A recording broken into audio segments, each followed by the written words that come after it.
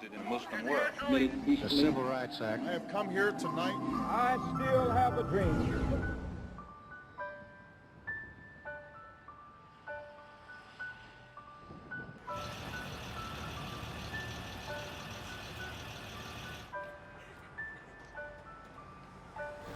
Good morning, hunters, and happy Friday.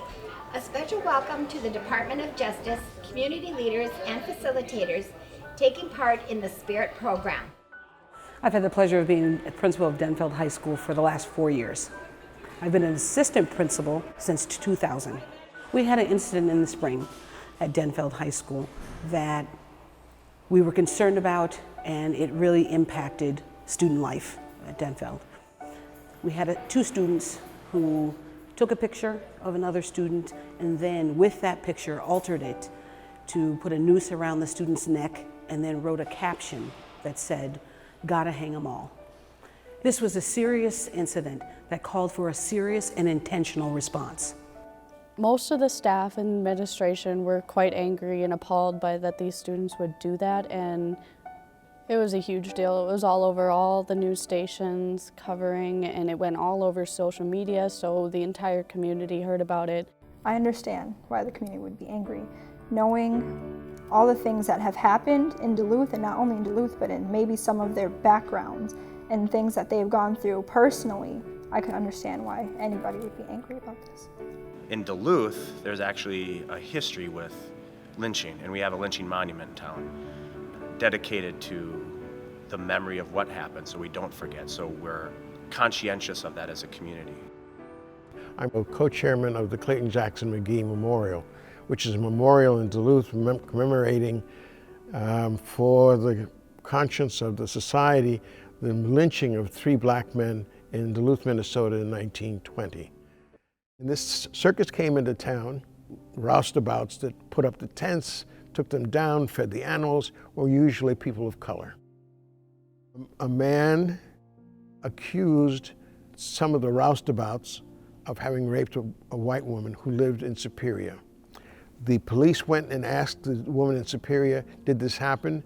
And either because she was intimidated or whatever, she said yes, it had happened. And they then went back brought her back to identify which of these black men had in fact lined up a couple of dozen roustabouts and said, who are you, which one of these men did it? And she could not identify who it was, so they just randomly picked some men and put them in jail.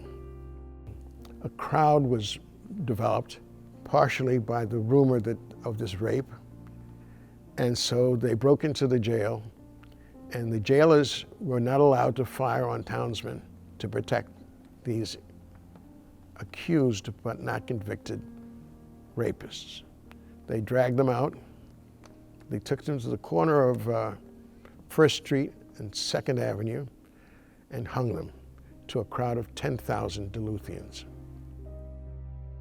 The people of Duluth, both ashamed and heartfelt by it, decided that was something that we should remember.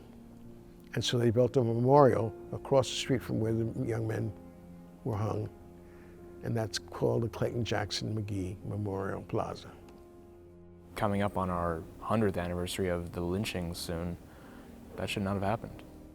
The climate here in Duluth was already struggling. And what I mean by that is there are a lot of political issues, a lot of different issues in the community that was happening that precipitated this event. A lot of people of color in this community don't have a place where they can gather, discuss problems or concerns. The situation here was very dangerous. We needed to do something about it before people got hurt. The Snapchat incident, I was disgusted. I was shocked because I knew both of the people who were in the incident. I remember feeling almost ashamed that I went to the same school because I knew a lot of people were looking down on us. I was just a little shocked that someone would do something like that. When I heard the Department of Justice was coming to Denfeld, I was surprised because I didn't think that one big thing would care so much about little Denfeld over in Duluth, Minnesota. I think that having the Department of Justice here is a big deal. not just for me, but for everyone else. Because when I heard about them coming here, I read it through the newspaper, and I wasn't sure why, but I knew that I wanted to see because it was going to be people who would probably stand up for those. I mean, justice is in their name. When I heard that they were coming for the Snapchat incident and everything that happened in the past few years, I realized that it's finally gone to a national scale and that we are making progress towards more equality here in our school. I'm just really excited for this program, and I'm excited to see how it all turns out. I'm hoping that it'll help the school out, not just our school, but it'll help the community out. Today you are sitting here, staff and students and community, about to embark on what we are implementing here at Denfeld called the SPIRIT program. SPIRIT is student problem identification and resolving issues together. And today, with your involvement, students, staff, again, community, we are going to make that happen here at Denfeld. After the incident that occurred at Denfeld High School, I really wanted to find a program or something that existed beyond our community to bring some folks in to help us work with the issue. And somehow I landed on CRS. At the point that I landed on that website and saw that CRS offered the SPIRIT program, I was really impressed with the components of the SPIRIT program. In particular, that it called for community involvement, and it was really about surfacing student voices, so it was a student facilitated in some respects program, and that it also required administrative support and an ongoing effort with some structures to make sure that it would continue. With the Department of Justice and CRS, along with Denfeld, that's how the conversation started. And I truly believe without CRS coming into the building, this would not be as big as it is. It may have gone a little under the radar where maybe the Department of Justice would have came in and it had a smaller program. But since CRS is the kind of the driving force in this, we have actually recruited more than 100 students to come, and it's been promoted by our principal. It's been also taught to the staff that this is a very viable, important thing for the kids and the staff to be a part of, and the staff have been very willing to help out. The students are very excited about this. And the issue still lingers of what happened last year. And without everybody coming together, it wouldn't be possible to do this group, to do this activity.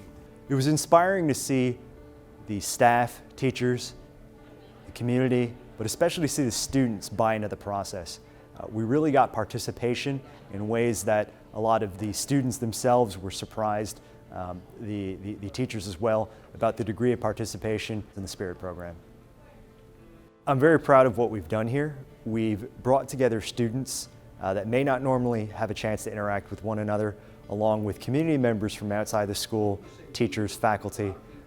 We brought them together to have difficult conversations about topics that may not get discussed in the classroom, outside the classroom, or even at home. I think we have had a chance to really make a big difference here. I volunteered for the SPIRIT program because I'm not someone who speaks out a lot, and I felt like it was like a now or never thing. If I don't join the SPIRIT program, my voice won't be heard. In the SPIRIT program, when we broke into our groups, it was really nice. At first, obviously, everybody was shy and nobody was saying anything, and that's just normal. And then as people started to bring up problems and things that were more important to them, then voices were starting to be heard. And I feel like the SPIRIT program is very important to Denfeld. In order to prevent an event like this happening again, I think a good first step is the SPIRIT program, getting kids involved in discussing issues that need to be addressed. The SPIRIT program is going to help change the way Denfeld looked at things, and this year it looks like there's going to be more chance for us to improve with our actions. I think other schools would benefit from these types of programs because it helps the students, who are the biggest influence on the school, make a change and make a difference, which without that happening, nothing can really change.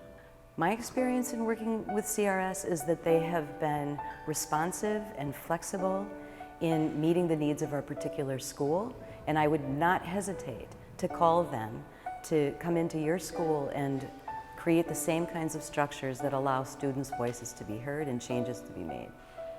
I'm excited about the possibilities of where we'll go with the Spirit program.